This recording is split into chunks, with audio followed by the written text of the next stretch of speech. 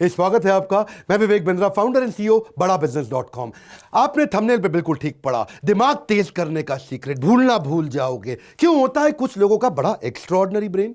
आपने देखे, आप जानते हैं, वो सारी स्टोरी जानते हैं। इलॉन मस्क 8 साल की उम्र में कोडिंग सीख गए, 11 साल की उम्र में जबरदस्त एंटरप्रेन्योर, पहली गेम बना के $500 की बेच दी। वॉरेन बफे कैसे 11 साल की उम्र में स्टॉक ट्रेडिंग कर रहे थे, नोट छाप रहे थे। माइकल फेल्प्स 7 साल की उम्र में दुनिया भर में स्विमिंग करते, 10 साल की उम्र में तो नेशनल रिकॉर्ड बना दिया। टाइगर वुड्स 6 महीने की उम्र से पिता को गोल्फिंग करते देखते थे, देखते ही देखते दुनिया के सबसे बड़े गोल्फर बन गए। विराट कोहली, कभी सोचा है आपने, 3 साल की उम्र से बल्ला घुमा रहे हैं। लता मंगेशकर जब 5 साल की थी तो कॉन्सर्ट्स में पार्टिसिपेट करना शुरू कर दिया क्योंकि 3 साल की उम्र से गाना गा रही थी। कई बार आपका बच्चा मैथमेटिक्स में कमजोर है, गणित नहीं कर सकता वो, लेकिन वो एक्टिंग करना जानता है। आप उसको मैथ का टीचर लगाते हैं, मैं होता तो उसको एक्टिंग का टीचर लगा के देता। आपको वीडियो के पहले ही बता देता हूं, वीडियो 2 हिस्से में होगा। पहले हिस्से में आपका और आपके बच्चों का दिमाग को थोड़ा तेज कैसे किया जाए, वो क्या है तेज दिमाग का सीक्रेट। दूसरे हिस्से में एक बिजनेस मॉडल भी दूंगा। मेरे हर वीडियो में बिजनेस मॉडल तो होते हैं ना, क्योंकि बिजनेस वीडियोस देता हूं मैं आपको। पहले आप समझिए गड़बड़ कहां हो रही है। गड़बड़ यह है कि बच्चों के साथ में वो ऑल्टरनेट टैलेंट्स नहीं बिल्ड किए जा रहे हैं, नॉन एकेडमिक ऑल्टरनेट टैलेंट और उनकी कॉम्पिटेंसी नर्चरिंग। इसमें 3 बातें हैं, पहला है नॉन एकेडमिक, दूसरा है ऑल्टरनेट टैलेंट और तीसरा है कॉम्पिटेंसी नर्चरिंग। क्या सारी समस्या क्या है, जो हमारे यहां स्पेसिफिक कॉम्पिटेंसीज होती है बच्चों की, उनको बिल्ड नहीं किया जाता। उनके नॉन एकेडमिक यानी कि Hindi, English, math, science, SST को छोड़ के और कौन से स्पेसिफिक टैलेंट्स है। प्रॉब्लम क्या, अनट्रेन टीचर है ना स्कूल में, तो वो फोकस उस पर तो लगाते नहीं। जो डिसएंगेज्ड है बच्चा, जो डिसएंगेज बच्चा है वो और ज्यादा डिसएंगेज हुआ था। रोट लर्निंग मतलब रट्टाफिकेशन, हर चीज को रट्टा मार मार के याद दिलाते हैं। लो अटेंशन स्पैन है बच्चे का, उसको एनकरेज नहीं करते कि तू क्वेश्चन पूछे। वो क्वेश्चन पूछेगा तो उसको फिर तो हड़का चांटा मारेंगे, जरा पूछ रहा है तू है, तो वो उस चक्कर में क्लासरूम बेस्ड थियोरेटिकल अप्रोच में बच्चा ग्रो नहीं करता। 50-50, 60-60, 70-70 बच्चों की क्लास होती है, तो दिक्कत क्या है, उसका इमेजिनेशन, उसका इनोवेशन, उसका कंसेप्चुअलाइजेशन, उसका विजुअलाइजेशन, उसकी ओरिजिनल थिंकिंग वो बिल्ड नहीं होती है। क्यूरियोसिटी किलर बन गए टीचर, क्यूरियोसिटी क्रिएटर होने की जगह। अब ऐसे माहौल के अंदर पुराने तरीके के सिलेबस जिसको अपग्रेड नहीं किया गया, एक्सपीरियंशियल लर्निंग नहीं है, बच्चे को एक्सपीरियंस नहीं क्रिएट किया जाता, उसको एनकरेज नहीं करते कि वो क्वेश्चन पूछे।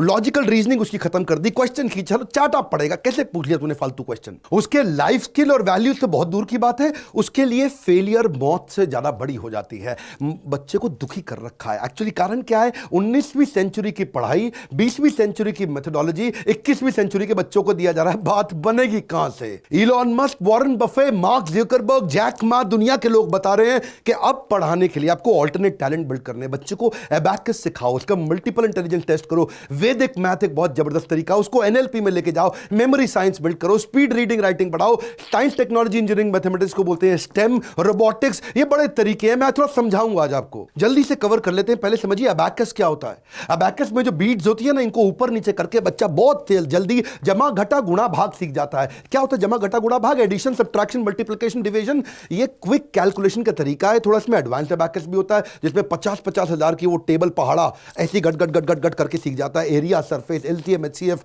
चौथी क्लास में पढ़ा था मैंने, आप तो जानते ही हैं। स्क्वायर रूट निकालना, प्रॉफिट एंड लॉस समझना, simple interest, time and distance फट से सीख लेगा। अबैकस से बच्चा लाइटनिंग स्पीड पे कर सकता है कैलकुलेशन। 32,590 का टेबल बहुत तेजी से लिखेगा। हमारे देश में प्रियांशी सोमानी ने वर्ल्ड रिकॉर्ड बना दिया। 6 साल की उम्र में उससे प्रैक्टिस शुरू किया, 11 साल की उम्र में सारे वर्ल्ड रिकॉर्ड बना दिए। इससे memory, mental agility, efficiency, listening skill, visualisation, observance, बहुत तेजी से कंसंट्रेशन सब बढ़ता है फटाफट। वैसे ही ये सब समझने के लिए दूसरा पॉइंट बड़ा इंपॉर्टेंट है, इसको बोलते हैं मल्टीपल इंटेलिजेंस टेस्ट। अपने बच्चों को कराइए आप, इसको डीएमआईटी भी बोलते हैं आप, मल्टीपल इंटेलिजेंस टेस्ट। उसमें आपके ना बच्चे का क्वेश्चन पता चल जाता है, उसका emotional question, social question, intelligence question, creative question वो है कैसा। उसकी डिस्क प्रोफाइलिंग कराओ कि भाई वो डोमिनेंट है बच्चा, जैसे चील होता है बहुत डोमिनेंट होता है, या फिर वो इन्फ्लुएंसर है बच्चा, जैसे पीकॉक होता है ना, अपने डांस के इन्फ्लुएंस से वो दूसरी वाली पीकॉक को अट्रैक्ट कर लेता है। या फिर वो थोड़ा स्टेडी है, जैसे वो होता है ना बगुला, बको ध्यानम, बड़ा फोकल्ड होता है उसका, बको ध्यानम,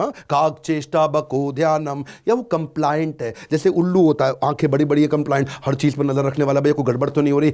थोड़ा बच्चे का ना मल्टीपल इंटेलिजेंस टेस्ट कराना चाहिए आपको, उससे उसकी लर्निंग स्टाइल का पता चलेगा कि बच्चा विजुअल है, देख के सीखता है, या ऑडिटरी है, सुन के सीखता है, या काइनेस्थेटिक है, हाथ से छू के थोड़ा एक्टिविटी करके सीखता है। उससे उसका स्वॉट एनालिसिस निकल जाएगा, उसकी स्ट्रेंथ, वीकनेस, अपॉर्चुनिटी, थ्रेड। मेरी स्पीड तेज है पर आप भी ध्यान से सुनिए, वीडियो बड़ा कमाल का है। उसकी स्ट्रीम सिलेक्शन का पता लग जाएगा, बच्चा आगे सिलेक्ट क्या करेगा, वो साइंस में जाएगा, कॉमर्स में जाएगा, आर्ट्स में जाएगा, करियर ऑप्शंस निकल के आ जाती हैं। जल्दी बच्चों का टैलेंट पता चल जाए तो आप कमाल कर सकते हैं। हमारे देश में कई बच्चों ने कमाल किया। आकृत जायसवाल 7 साल की उम्र में उसने पहली सर्जरी कर दी स्किन के ऊपर। 12 साल की उम्र में उसने अपनी मेडिकल यूनिवर्सिटी के अंदर ज्वाइन कर लिया और मास्टर डिग्री 17 साल की उम्र में कर लिया। ओपरा विनफ्री के साथ वो बिल्कुल हेडलाइंस पे आ गया। मेरे 8 पॉइंट में तीसरा है वैदिक मैथ। ये वैदिक मैथ बड़े कमाल की चीज है। मेरे दूसरे डायरेक्टर हमारी कंपनी के संजय कथुरिया जी, उनसे मुझे पता चला, आप जानते हैं 1884 में जन्म हुआ था शंकराचार्य जगन्नाथपुरी के भारती कृष्ण तीर्थ स्वामी जी, हिज होलीनेस शंकराचार्य स्वामी जी ने वैदिक मैथ को ला करके पूरे देश के सामने रखा और पूरी दुनिया आज उसको फॉलो कर रही है। वैदिक मैथ से आप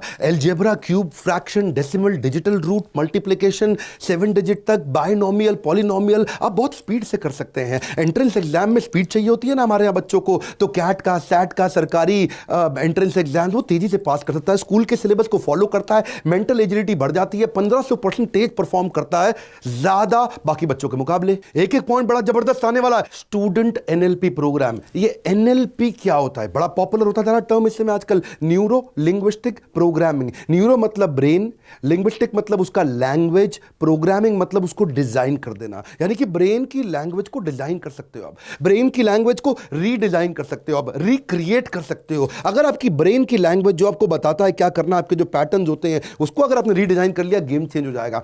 आप फ्यूचर विजुअलाइजेशन कर सकते हैं। याद है ना मिल्खा सिंह रेस जीतने से पहले विजुअलाइज करता था कि वो रेस को कैसे ट्रैक पे भागेगा। वो फ्यूचर विजुअलाइजेशन उसको ट्रांस में कराना आना चाहिए। वो होता कैसे, वो अल्फा म्यूजिक पे होता है। अल्फा, अब इसकी टेक्निक्स होती हैं, आपको बच्चे को, आपने तो कराई नहीं, आपको तो आती नहीं है टेक्निक्स कि कैसे कमांड दिया जाए about desired outcome. Alpha music चलाओ, आराम से म्यूजिक चलता है, वहां पे उसको कमांड दिया जाता है कि कैसा उसका डिजायर्ड आउटकम हो। वो अपने फ्यूचर को विजुअलाइज कर सकता है, उसके बाद वो अपना विजन बोर्ड बना सकता है। Mental preparedness before physical preparedness, इसको क्या बोलते हैं, mental preparation before physical preparation. उससे उसका फोबिया खत्म, वो हिडन कमांड के माध्यम से, और बच्चे की सारी पुरानी आदतें, बुरी आदतें खराब होती है, माता पिता से रिलेशन अच्छा होता है, और बच्चे की मेमोरी कंसंट्रेशन बढ़ने से स्टडी फोबिया खत्म। आपको एक के बाद एक जबरदस्त पॉइंट दे रहा हूं। 5वां है मेमोरी साइंस, भूलना भूल जाओगे। अब मेमोरी बढ़ाने के कई तरीके, क्या आपने बच्चों की मेमोरी बढ़ाने पर काम किया? लिंकिंग एंड एसोसिएशन मेथड, कुछ चीजों को जोड़ो, कैसे आप बातों को जोड़ के याद करो। अब टेलीफोन का आविष्कार किसने किया, आपको याद नहीं होगा, हो सकता है आपको याद हो, पर आसान तरीका क्या है, टेलीफोन का आविष्कार, टेलीफोन टेलीफोन थोड़ा लिंक करके स्टोरी बनाओ। बेल बज रही है, बेल बज रही है, टेलीफोन की बेल बज रही है, बेल बज के फोन गर्म हो गया, गरम बेल, फोन गर्म हो गया, ग्राहम बेल, गरम बेल, ग्राहम बेल, ओह ग्राहम बेल ने किया था, अरे याद हो गया। आप जानते हैं आपको रेडियो का आविष्कार किसने किया? रेडियो बज ही नहीं रहा है जी, रेडियो को हिला, बज नहीं रहा है, हिला, अरे थोड़ा जोर से हिला, मार्कोनी, उसको जोर से रेडियो बज जाएगा। मार्कोनी क्या मतलब? मार्कोनी रेडियो चलेगा? मार्कोनी ने रेडियो का आविष्कार किया था, वो याद हो गया, मार्कोनी ने किया था। इसको क्या बोलते हैं? बेसिकली तरीके हैं ये, या एक्रोनिम बना लो, किसी चीज को जोड़ लो। याद है ना बॉड मास, बचपन में आपने सीखा था, है bracket of division, multiplication, addition, subtraction, BODMAS, acronym बना लो, याद हो जाएगा। विबग्योर, वो जो कलर्स थे, violet, indigo, blue, green, yellow, orange, red, ये क्या है? ये तरीके हैं, एक्रोनिम से भी आप कर सकते हो। या फिर आप ब्रेन जिम बनाओ बच्चों का। ब्रेन जिम में एक हाथ से स्क्वायर बनाना सिखाओ उसको और एक हाथ से सर्कल बनाना सिखाओ। ये दो एक साथ करने मेरे लिए भी मुश्किल हो रहे हैं जी, मैंने भी बचपन में नहीं किया था, आप करा लो अपने बच्चों को। ये बड़े, कहीं मैं आपको वीडियो से दिखा रहा हूं, साथ साथ आपको समझ में आए। मेमोरी बढ़ाने का एक बहुत बढ़िया तरीका बताऊं, मैं आपको अपना बोर्ड लाइन नंबर नहीं बताता, लेकिन एक स्टोरी के माध्यम से मेमोरी बिल्ड करने का एक जबरदस्त तरीका बताऊंगा आपको। देखिए, पहले एक छोटी सी स्टोरी सुनते हैं। मैं एक रेस्टोरेंट में गया, खाना खाने के लिए गया, वेजिटेरियन हूं, लेकिन उसने नॉनवेज खाना खिला दिया, मुर्गी सर्व कर दी मेरे को थोड़ा गुस्सा आया। मैंने वो नाइफ और फोक साइड में रखा, मैंने बोला शेफ को बुलाओ, मैनेजर को बुलाओ। तो दरवाजा खुला तो उसमें से वेटर भी आया, शेफ भी आया, मैनेजर भी आया, जनरल मैनेजर भी आया। उसने आके माफी मांगी, बोला डॉक्टर बिंद्रा, हमारे यहाँ वेजिटेरियन खाना था ही नहीं, लेकिन उन्होंने अपने गार्डन से सारे फ्रेश फ्रूट तोड़े, वहाँ पेड़ों से, ट्री से तोड़ करके, उसके बाद मेरे को फ्रेश फ्रूट सैलेड खिलाया। अब इसमें हमारा बोर्ड लाइन नंबर छुपा हुआ है। आप कहेंगे बोर्ड लाइन नंबर कैसे छुपा हुआ है? मैं आपको बताता हूं, मैं इसका ट्रिक सिखाऊं आपको। ट्रिक क्या है इसके पीछे? 9, मैंने हर एक नंबर को एक इमेज दे दिया। 9 को इमेज दिया डाइन, 8 को इमेज दिया प्लेट, 10 को इमेज दिया हैन, 5 को इमेज दिया नाइफ, 4 को इमेज दिया डोर, 4 4 4 4 यानी कि door door door door, door से खुल के कोई आ रहा है वहां से, और 3 को इमेज दिया ट्री। अब आप समझ सकते हैं जी, 9 मतलब मैं डाइन करने गया, और 8 का मतलब मैंने प्लेट में बैठा, और 10 में मतलब मेरे को हैन से सर्व कर दिया, 5 का मतलब मैंने नाइफ उठा के साइड में रखी, 4 का मतलब चारों उतर के खोल के डोर डोर 4 4 4 4 आ गए, और 3 का मतलब भाई मैंने, उसने बोला कि मैं ट्री से आपको फ्रेश फ्रूट ला के खिला देता हूं। तो मैंने एक स्टोरी बनाई, उस स्टोरी के साथ मैंने हर नंबर को एक इमेज दिया, तो माइंड में स्टोरी याद रह जाती है, और स्टोरी से लिंक करके मैंने नंबर याद कर लिया। मैं इसको थोड़ा समराइज कर दूं, बात यह है कि कहानी के माध्यम से आप कुछ भी याद कर सकते हैं। अगर किसी नंबर को कहानी बनाने की प्रैक्टिस करके तो कुछ भी याद कर लोगे आप।